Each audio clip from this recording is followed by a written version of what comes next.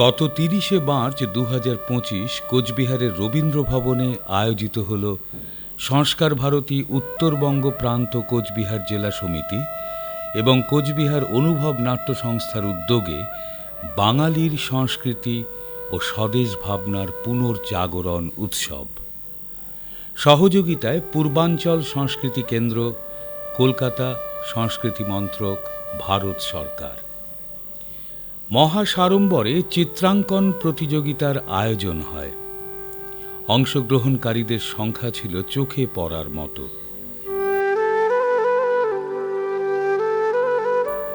সেদিনের সন্ধ্যার বিষয় ছিল বাঙালির সংস্কৃতি ও স্বদেশ ভাবনার পুনর্জাগরণ উৎসব। দীপ প্রজ্বলনের মাধ্যমে অনুষ্ঠানের শুভ সূচনা। তারপর পরিবেশিত হয় দেশাত্মবোধক সঙ্গীত, ওড়িশি নৃত্য, ভাওয়াইয়া সঙ্গীত, নৃত্য, বাঁশি বাদন, সঙ্গীত, গারো নৃত্য, আবৃত্তি, এছাড়াও লোকনৃত্য পরিবেশিত হয়। সেদিনের সন্ধ্যায় পুরস্কার বিতরণ করা হয় কৃতীদের। তারপর নাটক মঞ্চস্থ হয়। রাষ্ট্রবন্দনার মাধ্যমে অনুষ্ঠানের পরিসমাপ্তি ঘটে।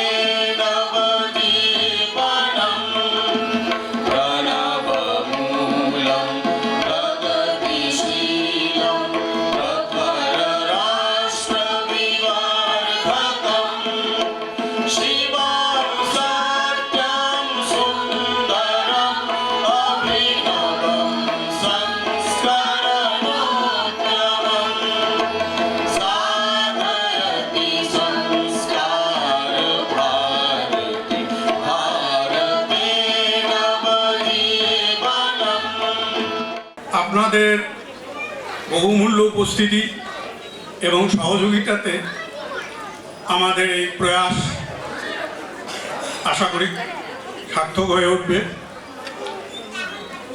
এই বলেই আমি সবাইকে ধন্যবাদ জানাচ্ছি।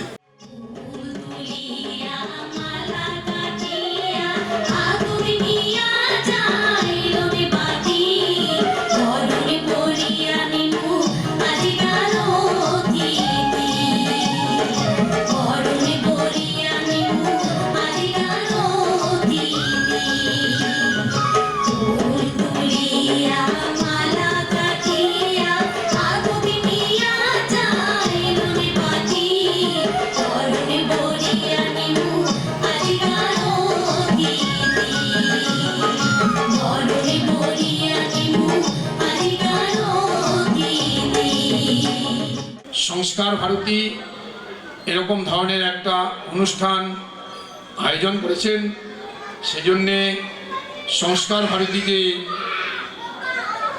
অজস্র ধন্যবাদ। তো আমাদের এই সংস্কার, যার থেকে সংস্কৃতি, ধর্ম, যে বিষয়গুলো এসছে, এই বিষয়গুলো আজকের দিনে অনেকটা ম্লান হয়ে যাচ্ছে। আর আমার মনে হয় সেটাকে ধরে রাখার জন্য, সেটাকে নতুনভাবে আবার পুনরুজ্জীবিত করার জন্যই সংস্কার ভারতী কাজ করে যাচ্ছে।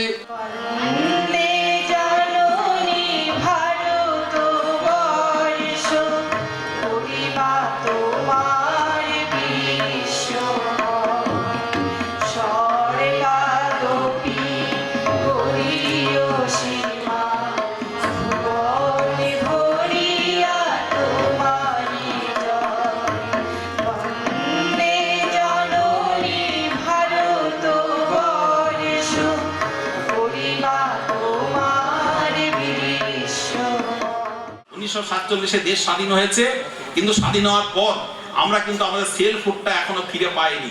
সেলফ হুড মানে আমাদের যে সিস্টেম সেটা কিন্তু তৈরি হয়নি। দেশ চলছে, রাজনৈতিক স্বাধীনতা আমাদের হাতে, কিন্তু আমাদের যে স্বতন্ত্রতা অর্থাৎ সেলফ হুড সেটা কিন্তু নেই। না আছে শিক্ষা ক্ষেত্রে, না আছে আমাদের অর্থনৈতিক ক্ষেত্রে, না আছে স্বাস্থ্য ক্ষেত্রে, না আছে সাংস্কৃতিক ক্ষেত্রে। সেইটা কিন্তু আমাদের নিতে হবে, সেইটা নিয়ে আমাদের এগোতে হবে। সেই জন্য আজকের এই সংস্কার ভারতের যে কার্যক্রম, অর্থাৎ বাঙালি সংস্কৃতি বলতে গেলে তো অনেক কথা, পাশে বাংলাদেশ, অর্থাৎ বাংলাদেশ থেকে যা কিছু আসছে সেটাকে বাঙালি সংস্কৃতি গোটা বিশ্ব জানছে। সেই জায়গাটা আমাদের ভাবতে হবে যে বাঙালি সংস্কৃতি আর বাংলাদেশি সংস্কৃতি কিন্তু এক নয়।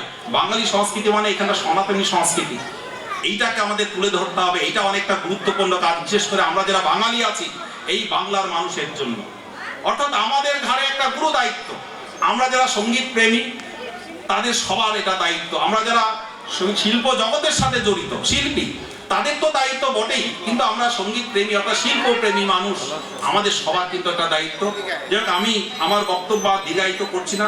সবাই ভালো থাকবেন। আসুন আমরা সবাই মিলে আজকের এই অনুষ্ঠানে আয়োজন আমরা খুব উপভোগ করি।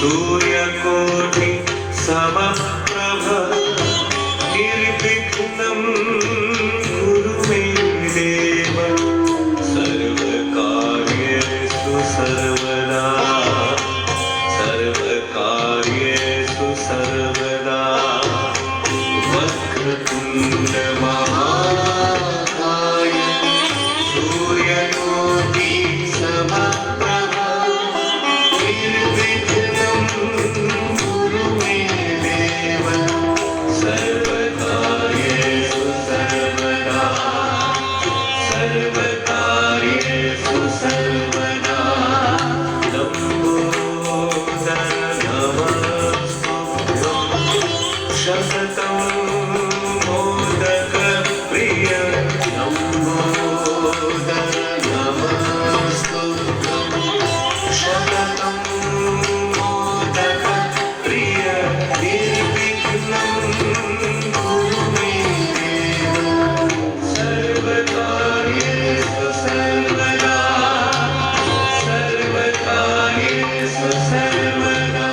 সংস্কার ভারতী এই যে কলাক্ষেত্রে আমাদের কাজ, সঙ্গীত জগতে, নৃত্য জগতে এবং বৈচারিক জগতে আমাদের যে কাজ, এর একটি জাগরণ আমাদের আছে, কিন্তু তার পুনর্জাগরণ চাই। আমাদের এখানকার যে ভাবনা, বাঙালির ভাবনা বৈশ্বিক। আমরা ভারতকে জগৎগুরুর আসনে বসাতে চাই, কিন্তু সে গান আমাদের বাংলায় রচনা হয়েছিল। বলো বলো বলো সবে শতবিনা মেনুরবে ভারত আবার জগৎ সবাই শ্রেষ্ঠ আসন লবে। এ বাঙালির কবির কণ্ঠে বাঙালির লিখনীতে এসেছিল। এই জাগরণের ধারা যাতে আমাদের সংস্কৃতিতে প্রবাহিত থাকে, সেই জন্য আজকে সংস্কার ভারতীর কোচবিহার জেলা সমিতির একটি ছোট্ট উদ্যোগ নেওয়া হয়েছে।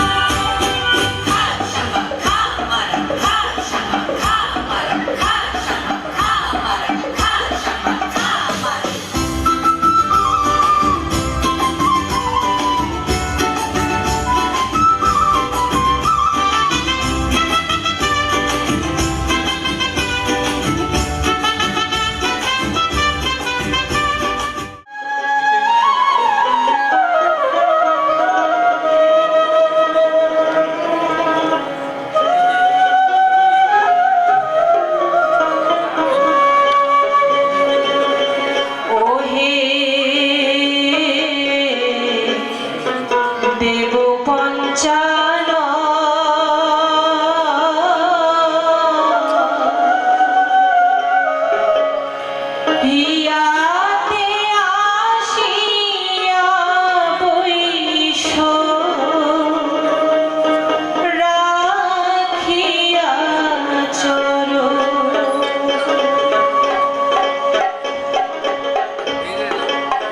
ওহে দেব পঞ্চানন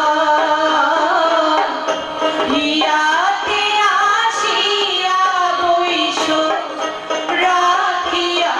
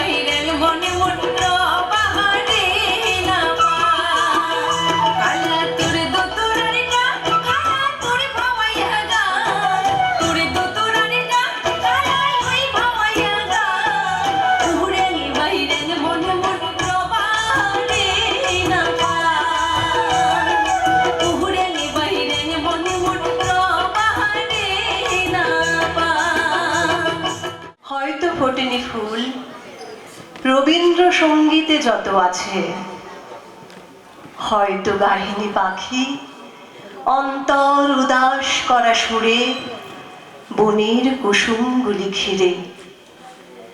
আকাশে মেলিয়া আঁখি তবুও ফুটেছে জবা, দুরন্ত শিমুল গাছে গাছে।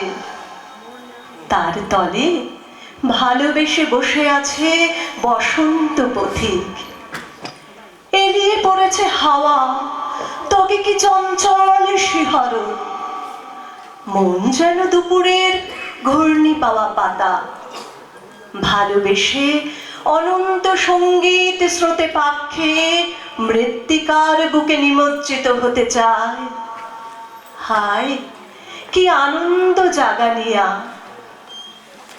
এমন আগ্রাস ঋতু থেকে যতই ফেরাই চোখ, যতই এড়াতে চাই তাকে, দেখি সে অনতিক্রম্য। বসন্ত কবির মতো রচে তার রম্য কাব্যখানি, নবীন পল্লবে পল্লবে ফুলে ফুলে।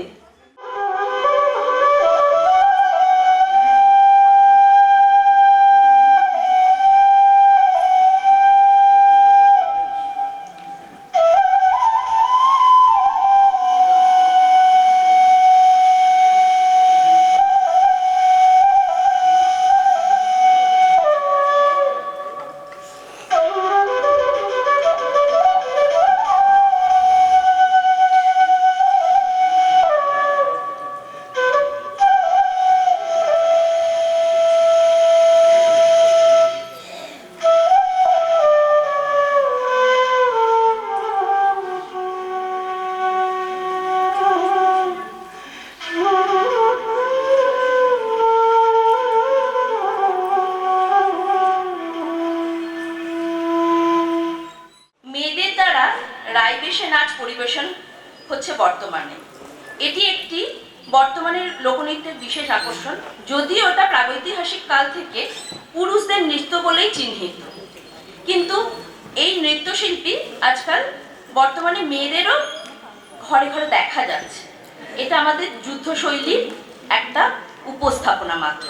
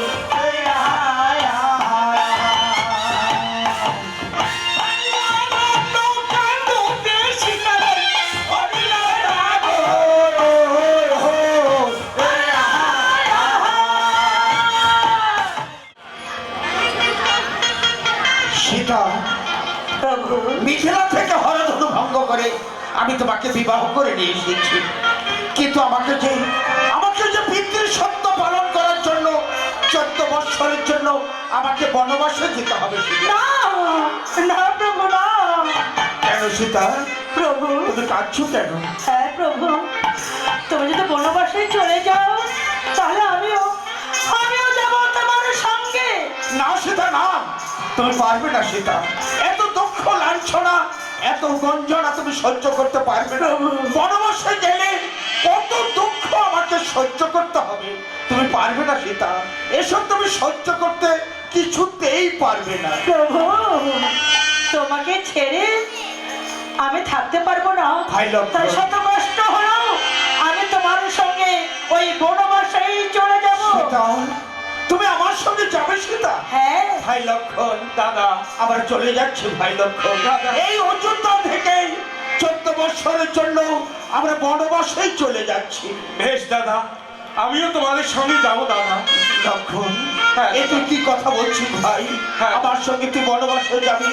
ঠিক আছে ভাই, ঠিক আছে, তোরা যদি আমার সঙ্গে সেই 14 বৎসরের জন্য বনবাসে যেতে চাস, চল ভাই লক্ষণ, চল। এসো সীতা, আমরা এই মুহূর্তে অযোধ্যা থেকে আমরা বনবাসেই চলে যাচ্ছি। চলো প্রভু। এসো সীতা। চলো দাদা।